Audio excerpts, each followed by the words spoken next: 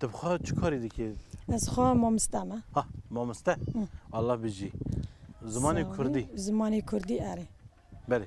اف چند سال مامسته؟ از 5-6 سالا مامستی زمان کردی 10 سالا بلکیش. 10 سال. آره. دست بی که دون زمان کردی چه بود 2012 دا مخا حاضر کرد و مخافیری کرد حتی ام جیبونه مامسته و ام زاری خوندن دادن و مزاری خرجاندن و زاری مزم بونه و گیبونه مامسته اجی. ماشاءالله. دبستان یکمین 2011 داوکرین و گنده دروقلی العفرینه. دبستان یکمین کردی. راستی یعنی جبو ما کردا دیروگ کوی روزه یعنی. آن آجی 46,000 مامسته ماهی. امیجن دناف ریوبری خسر دا باکو رجلات سوریه رجلاوی کردستان دا 46,000 مامسته ماهی.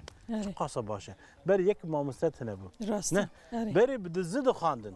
تماشوار ما ام لباجره حلبی بود. تی بیرامن ام فری زمان کردی دکرین بدزه.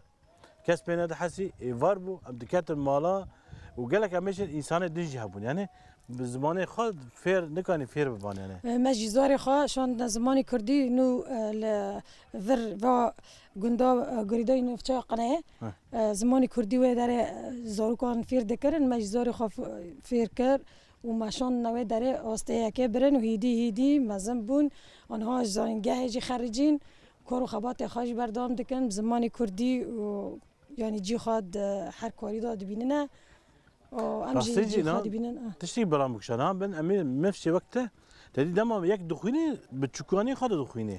اما تو مزنه تو چو فیری. از برای مامسته زمان عربی بود. و پشترا که زمان کردی در کتت مامسته زمان کردیش. کجان باشته یعنی کجان شترانگی راحت بود.